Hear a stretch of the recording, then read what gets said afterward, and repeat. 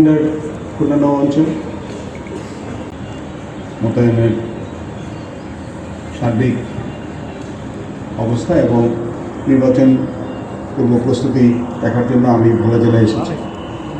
আপনারা জানেন এই জেলার 4টি আসনে নৌবাহিনীর সদস্যরা মোতায়েন রয়েছে। আমাদের সাথে আছে অন্যান্য আইন শৃঙ্খলা রক্ষাকারী বাহিনী। ওদের স্বপ্ন পূরণে পাশে থাকতে পেরে আমরা গর্বিত। এইমাত্র আমি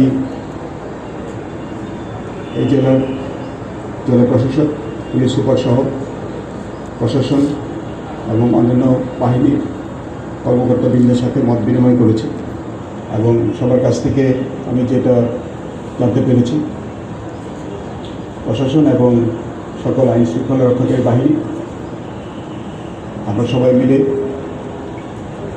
পূর্ণ প্রস্তুতি গ্রহণ করেছি। আমরা একটি সুন্দর, অবাধ এবং নিরপেক্ষ নির্বাচন ভোলা জেলায় অনুষ্ঠানের লক্ষ্যে সম্পূর্ণভাবে প্রস্তুত।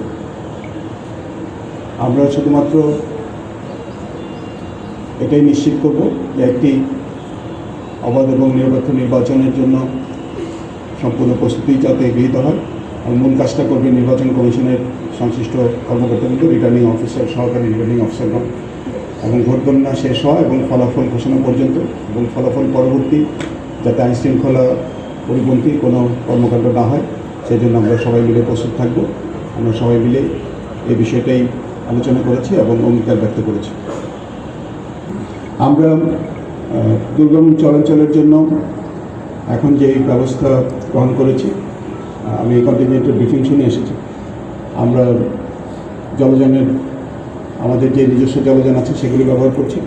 এছাড়া আমরা স্থানীয়ভাবে কিছু জলযান হায়ার করেছি এবং আমাদের নৌবাহিনীর জলযান মোতায়েন রয়েছে।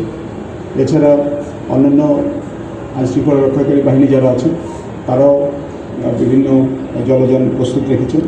বাংলাদেশ বিমান বাহিনী এই দুর্গম অঞ্চলগুলিতে যে কোনো জরুরি পরিস্থিতি মোকাবেলার জন্য আমাদেরকে সহায়তা করার জন্য প্রস্তুত রেখেছে তাদের হেলিকপ্টার।